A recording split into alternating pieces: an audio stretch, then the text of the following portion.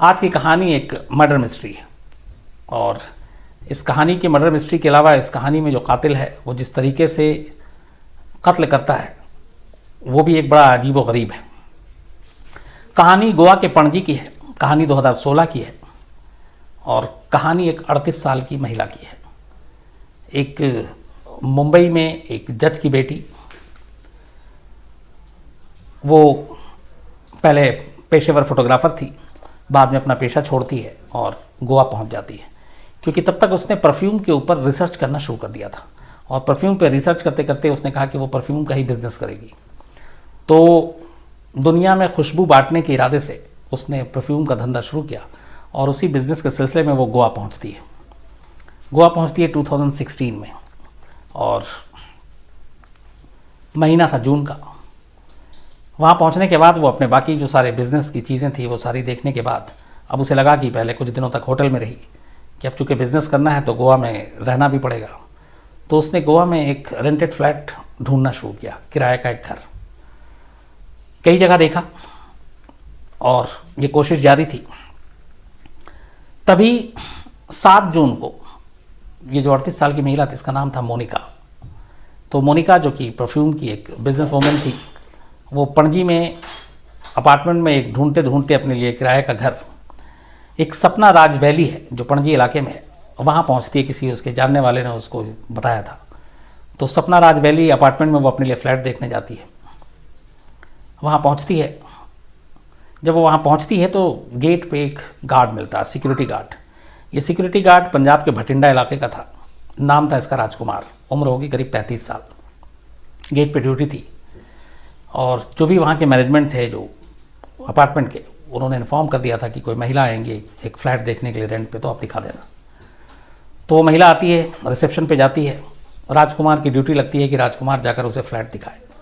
राजकुमार उस महिला को लेकर फ्लैट दिखाने जाता है। फ्लैट दिखाने के बाद वो अपना वापस आ जाता है। उसके बाद उसे पता नहीं कि फिर महिला ने क्या किया, फ्लैट लिया नहीं लिया। और इसी दौरान में कुछ दिन बीत जाते हैं। लेकिन होता यह है कि इस फ्लैट दिखाने और देखने के दौरान जो ये सिक्योरिटी गार्ड था राजकुमार, ये मोनिका को देख के उसके ऊपर एक तरह से फिदा हो जाता है और वो उसके जहन में थी। 4-5 दिन बीत गए। 4-5 दिन के बाद एक दिन गेट पे राजकुमार ड्यूटी पे था, अचानक देखता है एक कार आती है। चूँकि गेट पे कार को रोका गया, जब पूछा गया तो राजकुमार ने देखा कि वही महिला मोनिका लगेज के साथ उस अपार्टमेंट में दाखिल हो रही है। उसने बताया कि उसने एक फ्लैट यहाँ पे किराए पे ले लिया जो उसने राजकुमार ने उसे दिखाया था। और इसके बाद राजकुमार उसे फ्लैट तक ले जाता है, बाकी लोगों की मदद से उसका लगेज अंदर पहुँचवाता है और बड़ा खुश होता है क्योंकि उसके दिमाग में उन 5 दिनों बीत गए थे लेकिन मोनिका का चेहरा उसके दिमाग से नहीं निकला था और एक तरह से वो बुरी तरह से पागल और फिदा हो गया था। अब उसके बाद जब मोनिका आ गई तो अब इसने तरीका, चूँकि मोनिका आती थी अपनी कार से, गेट से सीधा एंट्री करती थी, उसके बाद फ्लैट में जाती थी, फिर वापस अगले दिन अपने काम पे चली जाती थी, बिजनेस पे चली जाती थी। तो उसको मिलने जुलने का मौका बहुत कम मिलता था और ये बेचैन हो रहा था राजकुमार की मोनिका से कैसे और ज़्यादा मिलूँ, ज़्यादा वक्त उसको देखूँ, उसके साथ बिताऊँ। अब चूँकि उसकी नौकरी सिक्योरिटी गार्ड की थी, गेट पे रहता था तो बहुत टाइम मिलता भी नहीं था। फिर उसने अचानक सिर्फ मोनिका से मिलने जुलने के लिए उसने अपने मैनेजमेंट से बात की और उसने कहा कि जो उसकी शिफ्ट होती है 8-9 घंटे की, उसके बाद वो जो अपार्टमेंट में लोग रहते हैं उनकी गाड़ियों की धुलाई और सफाई करने का काम भी करना चाहता है। क्योंकि गाड़ियों की सफाई वफाई के लिए लोग थोड़े परेशान भी रहते थे, कोई बाहर से कुछ लोग आते थे और कई लोगों की ज़रूरत पूरी नहीं होती थी। तो उन्हें लगा ठीक है, ये अपने शिफ्ट आवर के बाद ये अगर एक्स्ट्रा करना चाहता है काम तो पैसे भी कमा लेगा और लोगों की ज़रूरत भी पूरी हो जाएगी। मैनेजमेंट मान जाती है। उसके बाद ये उन इलाकों की, जो उस अपार्टमेंट में रहने वाले कुछ लोगों की गाड़ियों का जिम्मा लेता सफाई का। बट उसके मन में मालूम था कि वो ये काम क्यों कर रहा है। तो वो सीधे फिर मोनिका के अपार्टमेंट में जाता है और कहता है कि मैं, मोनिका चूँकि उससे पहली बार मिल चुकी थी, जानती थी भरोसे का यहीं का है, तो उसने कहा मैं गाड़ियाँ भी अब साफ़ करूँगा। तो मोनिका भी खुश होती कि चलो उसकी गाड़ी यहीं साफ़ हो जाएगी। तो वो उसको हाँ कर देती है। अब इसके बाद ये गाड़ी भी सफाई करने लगता है और इस बहाने से चाबी लेने और देने की दौरान वो मोनिका की झलक भी देख लेता है। कुछ दिन बीत जाते हैं लेकिन फिर इसी गाड़ी की सफाई की वजह से एक दिन राजकुमार की नौकरी चली जाती है। होता यह है कि मोनिका की गाड़ी में गोवा में बारिश हो रही थी और आमतौर पे बारिश होती है, तो उसकी गाड़ी में एक छतरी रखी हुई थी, वो छतरी गायब हो गई और वो छतरी कुछ ख़ास थी। तो मोनिका पूछती है राजकुमार से कि कार के अंदर छतरी थी। उसने कहा कि मैंने नहीं देखा। मोनिका मैनेजमेंट से कंप्लेन करती है कि अपार्टमेंट के अंदर इस तरीके से अगर गाड़ी के अंदर से सामान चोरी हो तो ये ठीक नहीं है। तो मैनेजमेंट भी फिर कहता है कि हाँ, इससे बदनामी होगी। तो पता किया जाता है कि कौन कार किसने खोला, तो पता चला उस अपार्टमेंट में सिर्फ सफाई करने के लिए राजकुमार ने कार खोला। तो मैनेजमेंट के फिर कुछ लोग, जो राजकुमार का कमरा था उसी अपार्टमेंट में जो गार्ड और सर्वेंट के लिए होता है, वहाँ गए, उन्होंने तलाशी ली। इत्तेफाक से राजकुमार के कमरे से वो छतरी मिल जाती है। छतरी मिलती है तो राजकुमार पकड़ा जाता है। इसके बाद ये भी पता चलता है कुछ और लोगों की शिकायत थी चोरी की, तो सारा शक फिर राजकुमार पे आता है। तो इसी के बाद 22 जुलाई 2016 को राजकुमार को नौकरी से निकाल दिया जाता है चोरी के इल्ज़ाम में, और उसे उस अपार्टमेंट से भी बाहर कर दिया जाता है, विदा कर दिया जाता है। एक तो राजकुमार मोनिका पे पूरी तरह फिदा था, उसी के लिए उसने कार सफाई का काम भी लिया। ऊपर से मोनिका ने ही छतरी की चोरी का इल्ज़ाम लगाया और वो छतरी उसके कमरे से मिल भी गई। ये सारी चीज़ों ने मिल के उसके दिमाग में एक अजीब सा जहर और तूफान भर दिया, लेकिन वो उस वक्त कुछ कर नहीं पाया। अपार्टमेंट में ये हुआ कि उसकी एंट्री पे भी बैन कर दी गई कि ये चोर है। फिर ये गोवा छोड़ देता है। गोवा से ये चेन्नई पहुंचता है, चेन्नई से मुंबई पहुंचता है, फिर मुंबई से पुणे पहुंचता है, और इन तमाम जगहों पे कुछ कुछ दिन तक नौकरी करता है। जुलाई में निकाला गया था ये 2016 में, तो जुलाई के लगभग एक हफ्ते और पूरा अगस्त ये इन 4 शहरों में बिताता है, और आखिर में पुणे से फिर वापस गोवा पहुंचता है ठीक 2 अक्टूबर 2016 को, गांधी जयंती के दिन। और गोवा ये ख़ास मकसद से आया था, कुछ ठान कर आया था, और इसीलिए 4 शहरों को छोड़कर आखिर में फिर 1.5-2 महीने बाद ये गोवा इसकी वापसी होती है। गोवा पहुंचने के बाद 2 अक्टूबर को ये पणजी में रहता है और फिर वहीं पे घूमता फिरता है। 3 अक्टूबर को दिन में ये वापस उसी अपार्टमेंट में पहुंचता है जहां इसे नौकरी से हटाया गया था, जहां से नौकरी से निकाला गया था। लगभग 2 महीने बीत चुके थे, लोग भी भूल गए थे। इत्तेफाक से ये वहां पे अपार्टमेंट में जब दाखिल होता है तो इसे कोई देखता भी नहीं है, और यह अंदर घुस जाता है। अंदर घुसने के बाद ये देखता है कि मोनिका की नीचे गाड़ी नहीं है, तो इसे आइडिया हो जाता है कि मोनिका घर में नहीं है। तो अब ये क्या करे, इसे लगा कि अगर किसी ने देख लिया और ये बाहर चला गया तो फिर दोबारा पता नहीं अपार्टमेंट में दाखिल होने का मौका मिले कि ना मिले। तो चूंकि ये वहाँ काम कर चुका था, सब कुछ मालूम था, इसलिए वापस गेट से बाहर निकलने की बजाय ये उस अपार्टमेंट की छत पे पहुँच जाता है। छत पे बहुत कम लोग आया करते थे क्योंकि छत जनरली बंद ही रहता था। अब ये छत पे पहुँचता और छत से भी ये देखता रहता है नीचे की चीज़ें दिख रही हैं, जहाँ जहाँ पे गाड़ियाँ सबकी पार्क होती थी, जो मोनिका की गाड़ी की पार्क के लिए जगह थी, वो जगह भी देखता था। तो इसने पूरा 3 अक्टूबर छत पे गुजार दिया। इसने देखा कि मोनिका की गाड़ी नहीं है और 3 अक्टूबर को वहीं रहा। अब अगले दिन 4 अक्टूबर होता है, सुबह देखता गाड़ी नहीं है, इसे मन करता चला जाऊँ वापस नीचे जाऊँ, फिर लगता है कि नहीं वेट करूँ, और फिर पूरा 3 अक्टूबर भी बीत जाता है, मोनिका की गाड़ी इसको नहीं दिखती। अब इसके बाद 4 अक्टूबर आ जाती है। 4 अक्टूबर को भी पूरा दिन बीत जाता है, मोनिका नहीं दिखाई देती है। 2 दिन इसके छत पर हो गए थे, 48 घंटे से ज़्यादा का वक्त हो चुका था, ये नीचे नहीं आया। छत पे न पीने को पानी था, ना कुछ खाना था, ना ये कुछ अपने साथ लेकर गया था, भूखा था, प्यासा था। लेकिन ये था कि इंतज़ार करेंगे कि मोनिका की गाड़ी कब दिखे, क्योंकि मोनिका की गाड़ी दिखने का मतलब है कि मोनिका अपने अपार्टमेंट में आ चुकी है। तो 48 घंटे से ज़्यादा ये छत पर रहा। इसके बाद 5 अक्टूबर 2016 की तारीख आती है। दिन दोपहर करीब 2:30 से 3 बजे के बीच में अचानक ये देखता है कि मोनिका की गाड़ी है। इसका मतलब था मोनिका आ चुकी है। इसके बाद गाड़ी देखने के बाद राजकुमार छत से नीचे उतरता है, चुपचाप मोनिका के उस अपार्टमेंट की तरफ बढ़ता है, बेल बजाता है। 5 अक्टूबर के दोपहर करीब 3 के दरमियान के आसपास घंटी बजती है, मोनिका दरवाज़ा खोलती है। जैसे ही मोनिका दरवाज़ा खोलती है, उसको धक्का देता है और जेब से चाकू निकालता है, उसके मुंह पे हाथ रखता है और कहता है कि अगर शोर करोगी तो चाकू मार देंगे। इसके बाद दरवाज़ा अंदर से बंद कर लेता है। इसके बाद चाकू के ज़ोर पे वो मोनिका को अंदर बेडरूम में ले जाता है। बेडरूम में ले जाने के बाद उसके दोनों हाथ पहले उसको बेड पे लिटा कर बांधता है, फिर दोनों पैर बांधता है और मुंह में भी कपड़े ठूंस देता है।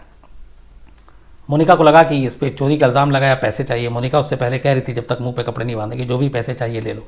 वो अपने पर्स भी उसकी तरफ आगे करने की कोशिश करती है, लेकिन ये जब तक हाथ और पैर बांध देता है उसके बाद मुंह में कपड़े ठूंस देता है। फिर ये किचन में जाता है, क्योंकि उसे मालूम था कि मोनिका चीख चिल्ला नहीं पाएगी और उठ नहीं पाएगी, उसने तसल्ली कर ली थी। किचन में जाता है, देखता है फ्रिज में अंडा है, अंडा निकालता है, अंडा बॉयल करता है, अंडा खाता है। फ्रिज में आइसक्रीम पड़ी थी, उसके बाद आइसक्रीम खाता है। केक था, केक खाता है। 2 दिन से भूखा था, तो इसकी पूरी भूख मिट गई, प्यास मिट गई। उसके बाद ये वापस बेडरूम में आता है। फिर तक शाम हो चुकी थी और इसे कोई हड़बड़ाहट, कोई जल्दबाजी नहीं थी। उसके बाद उस शाम को ये फिर मोनिका के साथ ज़बरदस्ती रेप करता है, ज़बरदस्ती करता है, और चाकू की दम पर। तब तक मोनिका की, अब तक ये था, मोनिका को लगा था शायद ये पैसे लेके छोड़ देगा, उसकी जान बख्श देगा, ये उम्मीद थी उसको। और धीरे धीरे दहशत इतनी हो गई क्योंकि उसने देख लिया था कि शायद वो उसे बख्शेगा नहीं, छोड़ेगा नहीं, क्योंकि बीच बीच में कुछ बोल भी रहा था। तो मोनिका को लगा कि अब शायद बचने की उम्मीद नहीं है। तो इस चक्कर में, इस बदहवासी में वो लगभग बेसुध सी हो गया, एक तरह से नीम बेहोशी की हालत में थी। उसी नीम बेहोशी की हालत में उसने उसके साथ रेप किया, और इसके बाद फिर आराम से वो उठा, अपने हाथ से और तकिया से उसी बेड से उठाकर मोनिका का गला दबाया, नाक दबाया, और मोनिका का दम घोट कर उसे मार डाला। अब तक शाम के 7-8 बज चुके थे, उसको आए हुए 4-5 घंटे बीत चुके थे, और उसे कोई घबराहट, कोई जल्दबाजी, किसी चीज़ का खौफ नहीं था। ये सब करने के बाद फिर वो आराम से फ्रिज से पानी निकालता है, पीता है, जो केक है वो खाता है, जो आइसक्रीम है वो खाता है। और चूंकि छत पे ये 2 दिन से था, इसके बाद ये इसके पास अपना एक छोटा सा बैग भी था जिसमें कुछ ज़रूरी इसके सामान थे, एक कपड़ा होगा, उसमें शेविंग किट भी था। फिर ये मोनिका के बाथरूम जाता है, शेव बनाता है। शेव बनाने के बाद नहाता है, नहाने धोने के बाद बाहर आता है। मोनिका के फिर पर्स को अप जाकर टटोलता है, उसमें कुछ पैसे थे, कैश, वो निकालता है, और एटीएम कार्ड थे, डेबिट कार्ड, वो कार्ड वो निकाल लेता है। ये सब करने के बाद बाहर झांकता है, देखता कोई है नहीं। रात 5 अक्टूबर की देर रात करीब 9, साढ़े 9 बजे वो उस फ्लैट से बाहर निकलता है, और बड़ी खामोशी से उस अपार्टमेंट से बाहर निकलकर गोवा छोड़ देता है उसी रात। बस पकड़ के दूसरे शहर चलता है, और फिर वहाँ से अगले दिन बेंगलोर पहुँच जाता है। इधर पूरी 5 अक्टूबर की रात मोनिका की लाश उसके बेडरूम में पड़ी है, किसी को कोई पता नहीं, क्योंकि मोनिका अकेली रहती थी। कभी कभार उसका भाई आ जाता था मिलने, लेकिन इस दौरान में भी नहीं आया था।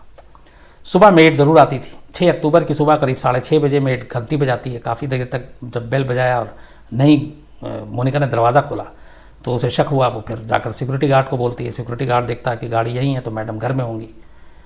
इसके बाद फिर वो अपने बाकी के सीनियर लोगों को बताते हैं। फिर 3-4 लोग मिलकर जाते हैं। उसके बाद पुलिस को कॉल किया जाता है। पुलिस आती है। पुलिस की मौजूदगी में उस दरवाजे को तोड़ा जाता है। पुलिस अंदर पहुंचती है। बेडरूम में मोनिका की लाश थी। चारों हाथ पैर अब भी बंधे हुए थे, जिस्म पे कोई कपड़ा नहीं था। लाश को पोस्टमार्टम के लिए भेजा जाता है। पता चला कि गला घोट के मारा गया था। पुलिस इसके बाद कमरे की तलाशी लेती है। उस तलाशी के दौरान पुलिस को निशानी मिलती है कि कुछ अंडे भी खाए गए और ये सारी चीज़ें थी वहाँ पे जो। फिर इसके बाद पर्स और बाकी चीज़ें जो बिलोंगिंग्स थी मोनिका की, वो उसको चेक करती है पुलिस।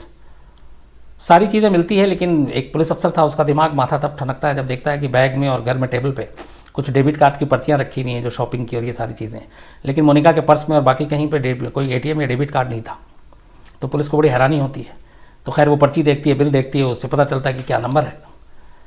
फिर पुलिस बैंक से कांटेक्ट करती है और कहती है कि ये नंबर है डेबिट और इसका, लेकिन ये मिसिंग है, तो इस पर नज़र रखना कि अगर कोई इसको यूज़ करता है तो आप बताना। और यही तरीका पुलिस का काम कर गया।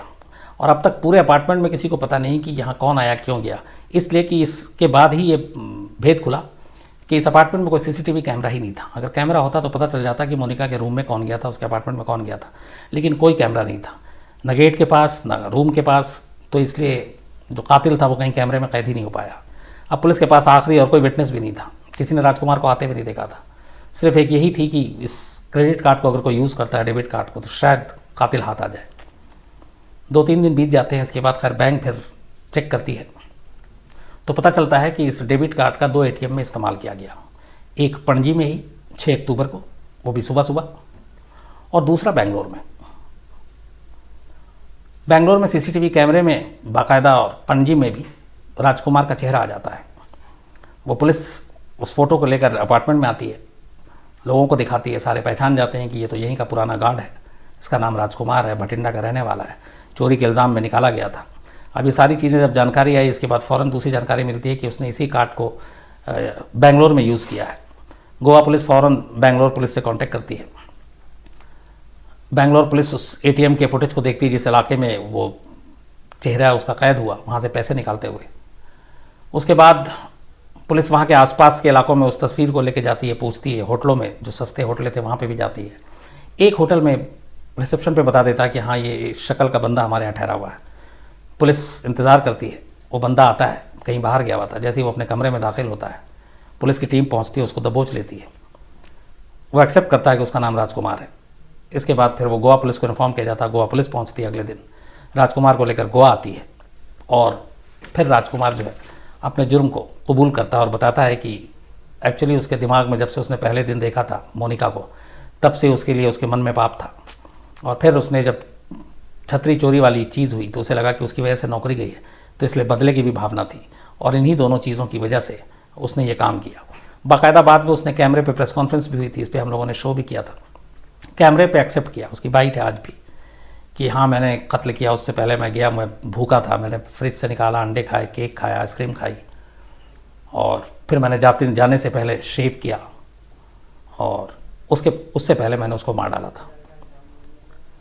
बाद में पुलिस मामला अदालत में है, अभी भी ये लोअर कोर्ट में मामला चल रहा है, अभी फैसला नहीं आया लोअर कोर्ट का। जैसे ही फैसला आएगा, जो भी होगा आप तक ज़रूर पहुंचाएंगे।